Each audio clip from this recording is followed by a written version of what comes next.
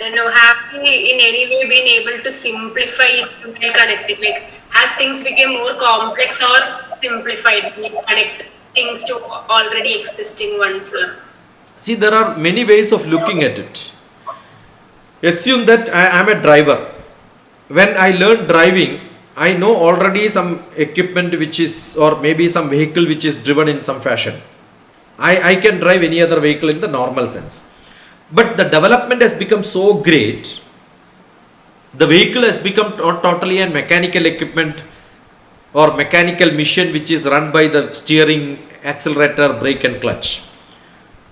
With all your knowledge of driving, if you have got a vehicle like a Tesla, in which everything is controlled by only software, you have only no steering, say no accelerator, no brake, no clutch, everything is only like a no computer. A normal person will not be able to drive it, right? He has to get a special equipment.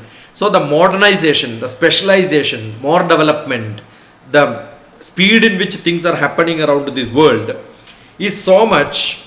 Unless you progress yourself and develop yourself to that level, it becomes so difficult to understand. So it depends on situations. It depends on what is that we want. It depends on what mode we are able to adapt ourselves. Therefore, adaptability is a big question. There are complex things, there are simple things. Some people are able to adapt from simple to complex, complex to simple. See, for example, your life is so complex. You are only living in a world of different environment. Going back to a simple life becomes so difficult for some people, right? So it depends on your adaptability. Some people are adaptable to different situations. Some people cannot adapt to situations that easily. They become so uncomfortable. So comfort and uncomfort is a very, very relative thing based on your style in life which you have been brought up, whether you are so much of flexible in your life. I believe one of the greatest quality anybody has to cultivate in life is being more flexible, so that it becomes so easy for you to transit from one stage to another stage without much difficulty. This science without evidence.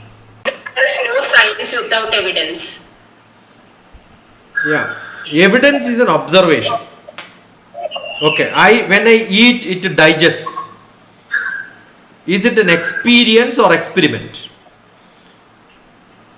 Whether we experiment it or experience it, it has to be understood very carefully. I know mother loves me. Can you experiment it or experience it? That's a big question. When I drink water, it satisfies my thirst. I can drink and experience. I can experiment it, I can experience it. So there are some things which can be observed, that means experimented. Experiment means when I drink also, my thirst is subsided, and somebody drinks also, their thirst is subsided. That means it is repeatable at any point of time, and everyone can do that. Then we say that it's an observation. Oh, I observed it, you observed it, therefore it becomes science. Now let me drink water, and then I don't have thirst. Will I be able to drink water and prove it? Is my question. And whether I am able to do it, whether somebody else don't have same character, same style, right? So which cannot be experimented continuously at different situations. It is actually not science, it is more experience.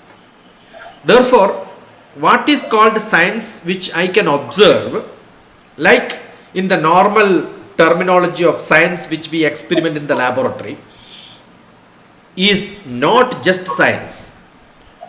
When I drink water, when I eat something, it digests. Even without knowing, it digests. But if you know, it becomes science. Oh, I know the science of digestion. Without knowing science of digestion, also science happens in me. So not that everything which I know is science. That doesn't mean I don't have science of digestion inside me. There is a process which is happening. There is a experimentable part, experientiable part. There is both. So what is life life as a whole, we are all human being, we are looking at different things around, which happens to 999 people out of 1000 who believe that it is defined and it can be no, it can be called as a theory. Yeah. Now in Kerala there was one rabbi.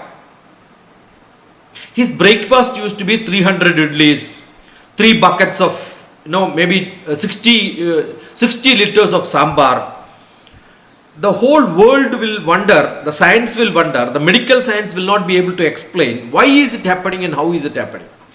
But it's a living experience. How can somebody explain this with the science? I am talking about the drinking and eating, but then this story came to me. We have also people without food, they lived for years together, sometime days together. They want only sunlight. They have to walk, they have to do little bit of exercise, maybe little drop of water here and there. That's good enough, but still they will live. So there are unexplainable, which cannot be experimented. Oh, somebody else is doing, let me also try eating 300 idlis. Impossible, right?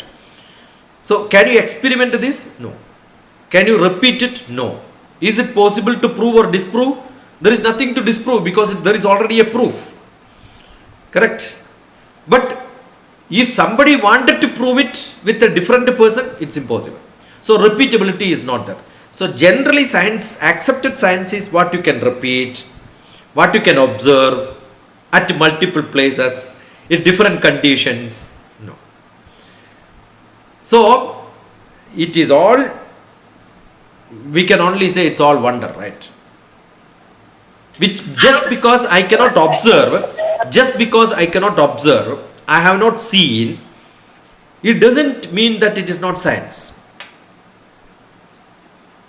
It doesn't mean it is not existing. Without seeing also things exist in this world. I don't believe, oh, so and so is my father, because I have not seen he becoming my father.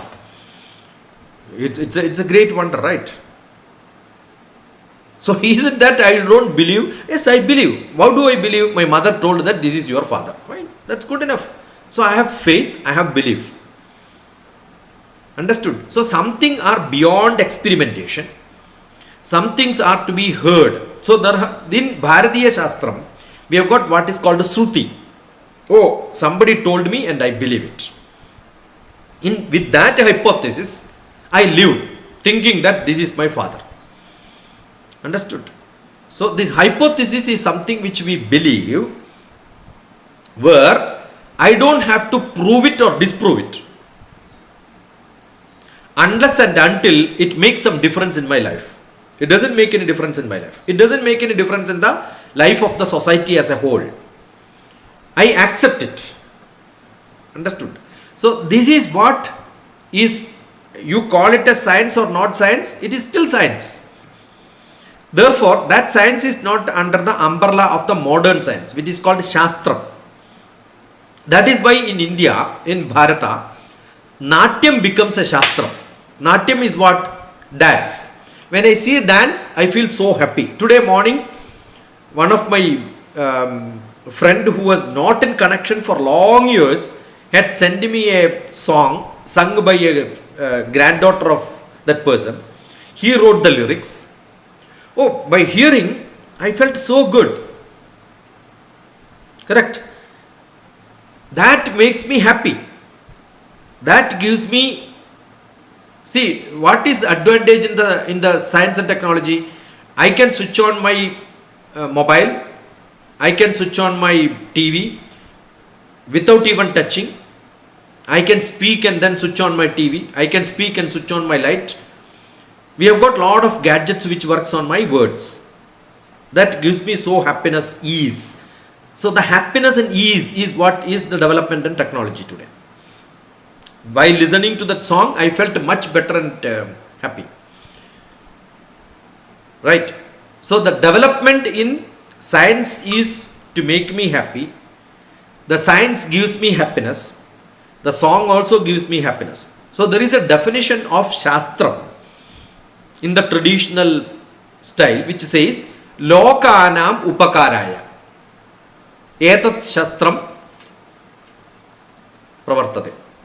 How the science works in the world? Because I am feeling happy, others are feeling happy, whatever gives you happiness. Therefore, most of the things which we don't call in the modern science as science, in the traditional method what was called a shastram. Song is a shastram, natyam is a shastram, so many things are called a shastram. Philosophy is a shastram. How narrow is the line between experience and experimenting in the modern realm of science? See, the light comes and I am able to see different colors. Whether I know the science of refraction, spectral difference in the wavelength of RGB, I am able to see. A child who doesn't know all these also is able to experience. So if I know the science, the theory behind it, I call it as experiment, because I look at the theory behind it, I understand the spectral difference behind it, I understand Raman effect, so many things will come to my brain. But for a child it is only experiencing. So sometimes the experience becomes much higher if I know little science. If my brain is too great, my heart becomes too less. So I wrote a poetry long back. Hey Bhagavan, give me another birth in which I've got less of brain and more of heart, so that I can enjoy everything in this world. I have a big problem. I can only enjoy within my boundaries of big brain which understands so many things. If my brain is not that conditioned with a lot of practical knowledge, probably my heart would have been much more happier. Yes, I can understand that. So I believe we are thinking that becoming more sophisticated, lot of knowledge, people become happy. No. Arjide dukkham vyeye dukkham dhanam sarvatra dukkadam. When you earn money, it becomes more unhappy. When you spend money, you become more unhappy. Keeping money becomes more unhappy. Similar is getting knowledge becomes so much of trouble for many people unless you enjoy it. Understood? Yes. Yes, yeah. I went for a car show here last month or so. There was these robotic, animals like very big owl and all that. But then I wasn't able to enjoy the owl or the robotic things because I knew that it was a machine, or I knew that it was controlled in this fashion and so. But small children, they will be so mesmerized by how the sound that it makes, or the robotic movements of those things. So sometimes we feel like if I didn't know, I could have been more happier seeing it. I keep saying generally filmmakers cannot enjoy films. Yeah. Because and similarly, if you have too much of aspirations in life, assume that you have got Amitabh Bachchan and Aishwarya Rai acting in a movie, but assume that while seeing that I am thinking I also would have had a wife like Aishwarya Rai. The whole cinema in which the dance sequence I will not be able to enjoy, right? Because your anticipation, your expectation, your dreams goes much beyond that level. Assume I am a filmmaker, then what will happen? I know that these are all gimmicks which is made, which is not real. Animation, simulation, everything is used in film. I will feel that these are all some but you have to become a kid to understand. You have to become a grown-up person to understand, and you have to become a kid to enjoy. You have to become a grown-up person to understand. You have to become a kid to enjoy. That's what I believe. Yeah.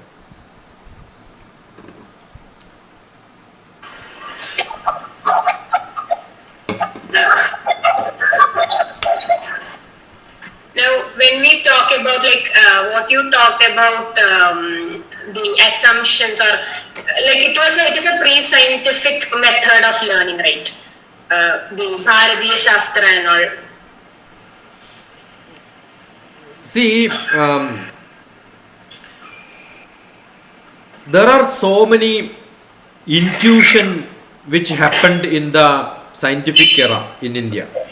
What happens is there is something called an intuition which works, and so many great people with high intuitions, and that intuition gave them a lot of knowledge. It is not that Newton have seen the falling of the apple first time in his life. He must have seen plenty of times. But once it happened, he thought that there is something called gravity. That's also an intuition. So all scientific experiments which happens ever in the modern science or the traditional old science, in the heritage science, everything is intuition.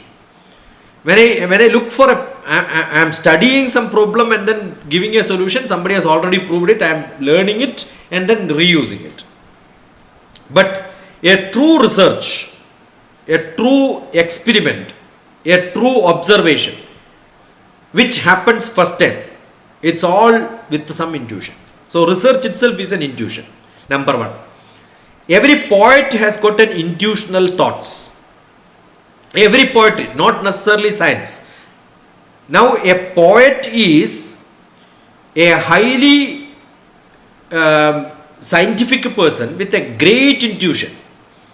That is why you can see most of the science which were described traditionally came through poems. Probably science experiment happened much later than that. A poet would have imagined something is flying. You can put a backpack, switch it on and you can go wherever you want. And that poetry was read by somebody and created beautiful statues in Khajuraho. Khajuraho, you can see like a lot of backpacks in which people are flying with a backpack, which are highly imaginative. Probably it would have never had in this world during that time. But it is only 20th century. Now we have got backpacks through which we can fly. Individuals, people can fly from one place to another place using such small gadgets. So whether such things existed or such things were only imaginary, which is a great question. See, for example, we have a great Veda part like Ayurveda, which is treating people. I come from a family of Ayurvedics. We have got Vishavaidyas. Vishavaidyas means my great uncle could call the snake back and then take the poison. I have seen with my own eyes. When we were young children, I used to go to his Ayurvedic. He had a very huge building in which that was one of the huge building beside the road. My great grand uncle, he used to make medicines there. When we go there, he used to make a lot of fun and play with us. He will say, "You want a scorpion?" He will say, "Oh," and then take a scorpion and give it to us. And he will say, "The scorpion can go, the scorpion will go." It's not magic. See, there are a lot of small creatures around you which are hidden below. With some very basic sound frequency, they come out. And they will come and then talk to you. They speak to you in different language. You have that ability to speak. Got it? So these are actually intuitions. These are actually the way in which, see, people have done experiments with the trees. I had my own. I will send you. When I was in Delhi, I was in a very restricted office where number of people who visit me are too less. I cannot talk to public. I was in such a constrained situation. But today I speak to thousands of people, meet different people, talk different subjects. Can you imagine such a person being put in such a place? It was not very comfortable for me. So in that comfort situation, what I did, there is a big 8 feet window. Generally, the French windows like a Raja style. The building itself was like a kingly style building in my Delhi office, with a stone structure and huge window. So what I did was I kept a stool which may be of 1.5 to 2 feet, kept a pot there, and I planted a tulsi. And tulsi started growing. In 3-4 months, it has spread the whole window. That means the stem has grown nearly 10 feet. Each leaf was of a size of a hand. The reason probably could be I kept on talking to tulsi because that was my fun. Every day I plant, I water, I keep chanting mantra, Namas Tulasi Kalyani, Namaste Krita Sakshini. See, actually, it was like a Sita Devi for me. It was like a Bhumi Devi for me. I am inviting the sun, the Rama to the Sita. See, it's a highly imaginative world. Apart from my huge files which I have to work with, the computer which I work, the book which I write, and the newspapers which I read, I must have enjoyed that talking to that Tulsi for long hours. Even when Saturday, Sunday, or sometime if I go on a trip to somewhere else, I only give instruction to my attender saying that you have to open that and then put it. Saturday, Sunday, I used to make a small bottle, make with a hole and then put it there. So that my care was so much. And I'll tell you, people used to visit the office, they used to come and see my Tulsi. As a deputy director, when I vacated, that room was, no, everybody wanted that room because you cannot remove the Tulsi. It has gone in between the grills of the window. I have a beautiful picture of that. It's something which is unexplainable. So the tree understands your language. Tree understands the directions. I'll tell you, there are a lot of experimentation done on Vriksha, and which is called Vriksha Ayurveda. In Vriksha Ayurveda, it says the tree understands the directions. The banana commonly in Kerala, when the plant gives the fruits, it will be towards south only. So looking at so many banana trees, I will be able to predict this is south. I don't require a magnetic compass. The sunflower in the morning will be looking to the east, by evening it will look to the west. Which mechanism? And there are a lot of trees. I am from the Western Ghats area. My house is in the Kannur. From there it's only few kilometers to the Western Ghats. My father was a farmer. He used to go to the mountain hills. There are a lot of trees and plants. When human being comes, they will come and hit you. They understand a non-animal is coming inside the forest. It has to be fought with. Imagine you have got what is called the touch me not. A touch is good enough to fold it, so it's protecting itself. See what mechanism and where is it being explained in the world? A consciousness, an understanding, a sense is there for animals, sense is there for human being. We can understand, we can communicate, we can talk to people. Otherwise, how do earlier also I explained to somebody, you can look at it. When one of my person who was staying with me in Delhi along with me, I was staying alone, but I had got a person who used to be a writer for me. He used to listen to my lectures and make articles out of it. He was a great person who was working in some press, but later he became a drunkard. He wanted to get out of that habit, who stayed with me, so that he became a clean person after some time. So he used to be like an assistant for me. His morning activity used to be sit in the balcony and then read a newspaper. Before I stayed in that house, the house was vacant and some of the places were occupied by squirrels. When we planted some small some small green vegetables and green leaves and all that, the squirrel used to come and eat.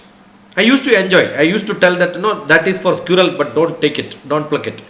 But one day what happened was, this man made lunch for me and then he plucked all the green leaves which was eaten or which used to be eaten by the squirrels. We kept the door open, balcony from that another visitor's room. Then there is a corridor to the kitchen, and that corridor ends in a bedroom. And I was seeing a movie with the food on in my plate. I found the squirrel came all the way and then came and hit on my nose and then ran back. Otherwise, the squirrel was so close to me, so nice to me. Only that day, when somebody plucked its green leaves, and then that curry I was eating, I couldn't eat after that. So I'll tell you, there are animals who understands. They can communicate. They cannot communicate in some other style, right? So if a squirrel understands what has happened and where it has gone, on which plate it has gone, I'm sure as a human when we are in a different frequency, we can talk to people. These are all intuitions. Intuitions are there for animals. Intuitions are there for plants. Intuitions are there for human beings. As a spiritual being, probably we have got little higher intuition if you are truly transformed yourself into a spiritual level. Those people who are not into spiritual level, they don't understand this. So there is a big difference. There is a big difference. If I can't drink and understand the coolness and the chill and the sweetness of the water when I am really thirsty, a person who is never thirsty will not understand that taste. It's in the same way.